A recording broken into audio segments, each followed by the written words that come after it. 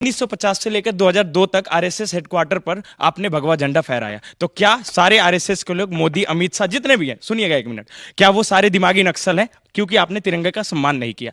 RSS ने झंडा नहीं फहराया और आरएसएस ने पहले नाथूराम गोडसे ने गांधी को मारा था। नाथूराम गोडसे आरएसएस से लेना देना कुछ नहीं है। दोस्तों, जिस तरह से सड़कों पर युवाओं ने हालात बदल दिए हैं, तो अब यही युवा गोदी मीडिया के डिबेट्स में भी शामिल हो गए हैं। जी हाँ, और ऐसे सवाल पूछ रहे हैं जो पहले कभी नहीं देखने को मिले। दोस्तों, पहले हमेशा यही देखा गया कि गोदी मीडिया वाले अपने डिबेट्स में उन लोगों को बुलाते हैं जो सवाल केवल विपक्ष से करें, सत्ता पक्ष से कोई सवाल ना करें। स्टूडेंट्स के नाम पर भाजपा समर्थकों को बिठा दिया जाता है, जनता के नाम पर भाजपा समर्थकों को बिठा दिया जाता था जो केवल प्रोपेगेंडा को हवा देने का काम करते थे। मगर अब इसमें बड़ी तब्दीली नजर आ रही है जो आपको आज इस वीडियो में जरूर देखना चाहिए। मैं आपको दिखाऊंगी दोस्तों, आप कहीं मत जाइएगा, वीडियो को पूरा देखिएगा। नमस्कार, आदाब, आप देख रहे हैं खबर अड्डा और मैं हूं आपके साथ सुम्बुलीरा।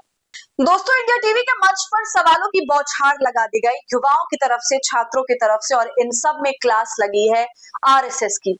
आप खुद सोचकर बताइए कि क्या कभी गोदी मीडिया के मंच पर ऐसा होता था कि जो ऑडियंस बिठाई जाती है, जिसके अंदर स्टूडेंट होते हैं, कई बार आम जनता बैठी होती है, तो क्या उसमें कभी ऐसा होता है कि ढंग के सवाल आ जाएं या फिर सत्ता से कड़े सवाल पूछ लिए जाएं? ऐसा बहुत ही रेयर होता है, हमने बहुत कम देखा है, क्योंकि हमने हमेशा तो यही देखा कि गोदी मीडिया ने अपनी ऑडियंस में भारतीय जनता पार्टी के कार्यकर्ताओं तक को बिठा रखा है, उसके समर्थकों को बिठाया हुआ है, एबीवीपी वालों को बिठाया हुआ है, एक मानसिकता वालों को बिठाया है जो आपस में ही सवाल करते हैं और विपक्ष को घेरने का काम करते हैं।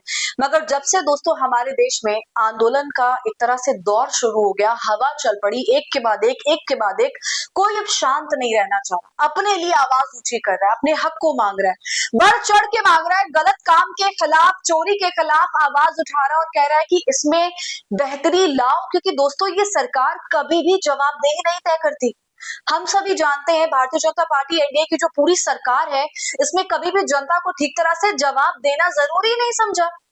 इतने बड़े बड़े कांड इतने सालों में होते चले गए, 10 साल से कहीं ऊपर का वक्त हो चुका है, मगर इस पूरे कार्यकाल में एक बार भी ढंग से भारतीय जनता पार्टी के नेताओं ने किसी भी मुद्दे को लेकर अकाउंटेबिलिटी नहीं दिखाई। अकाउंटेबिलिटी छोड़िए दोस्तों, ये मुद्दे पर बात करना भी जरूरी नहीं समझते।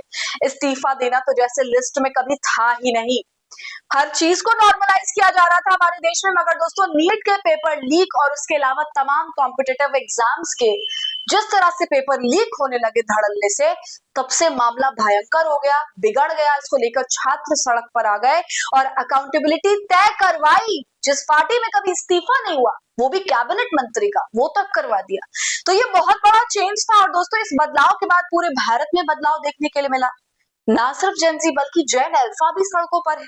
युवा बड़े पेपरों के मसलों को लेकर बोल रहा है, तो वहीं बच्चे स्कूल के मसलों के लिए बोल रहे हैं। छोटी छोटी बेसिक सी सुविधाएं जो उन्हें बिन मांगे मिल जानी चाहिए थी, उसके लिए वो बच्चे लड़ रहे हैं दोस्तों। तो ये है हमारे भारत का बदलाव, और ये बदलाव सड़क से मीडिया के स्टूडियो में भी नजर आने लगा। प्रधानमंत्री मोदी ने जिस तरह से आवाज उठाने वालों को दिमागी नक्सल बोला, आंदोलन जीवी बोला, तो अब इस पर छात्रों ने सवाल किया है गोदी मीडिया के मंच से, और जो पैनलिस्ट के सामने खड़े थे उनकी बोलती बंद कर दी। दोस्तों, इसलिए आप सबसे पहले ये वीडियो देखिए, फिर आगे की चर्चा करेंगे। तिरंगे का सम्मान ना करे वो दिमागी नक्सल है। तो मेरा सवाल ये है पहला कि 1950 से लेकर 2002 तक आरएसएस हेडक्वार्टर पर आपने भगवा झंडा फहराया। तो क्या सारे आरएसएस के लोग, मोदी, अमित शाह, जितने भी हैं, सुनिएगा एक मिनट, क्या वो सारे दिमागी नक्सल हैं क्योंकि आपने तिरंगे का सम्मान नहीं किया? आरएसएस ने झंडा नहीं फहराया और आरएसएस ने पहले नाथूराम गोडसे ने गांधी को मारा था। नाथूराम गोडसे आरएसएस से लेना देना कुछ नहीं है। गलत देखा आपने दोस्तों किस तरीके से आरएसएस के प्रवक्ता को घेरा गया और छात्रों ने यह साफ कहा कि राष्ट्रीय स्वयंसेवक संघ के दफ्तर पर या मुख्यालय पर लगातार भगवा झंडा लहराया गया। ये वो लोग हैं जो भारत के झंडे में नहीं मानते, गांधी जी में नहीं मानते, कॉन्स्टिट्यूशन में नहीं मानते। तो क्या ये लोग दिमागी नक्सल हैं? क्या इन्हीं लोगों को पीएम मोदी दिमागी नक्सल कह रहे हैं?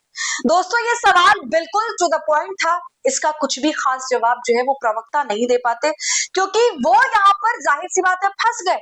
इसके बाद दूसरा सवाल नाथूराम गोडसे को लेकर के होता है कि उन्होंने गांधी जी को मारा, और राष्ट्रीय स्वयंसेवक संघ नाथूराम गोडसे कितनी प्रशंसा करता है उसकी, उनकी कितनी इज्जत करता है, उन्हें कैसे पूछता है, हर कोई जानता है।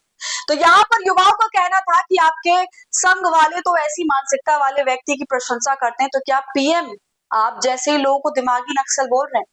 दोस्तों, इसी तरह सवाल अगर हर शो में होने लग जाए तो नजारा कुछ और ही होगा। इन नेताओं के पास देने के लिए जवाब नहीं होगा, चिल्लाने के लिए शब्द नहीं होंगे। मगर ये जो बदलाव नजर आ रहा है ये काफी बेहतरीन है। सवाल इसी तरह से पूछे जाने चाहिए किसी भी डिबेट के अंदर, खास करके ऐसी डिबेट जिसके अंदर जनता मौजूद है, वहां पर सवाल मिक्स होने चाहिए। तो दोस्तों, आप बताइए पूरी वीडियो पर आपकी क्या राय है, कमेंट कर बताएं। वीडियो को लाइक और शेयर करें। खबर अड्डा को यूट्यूब पर सब्सक्राइब कर लें।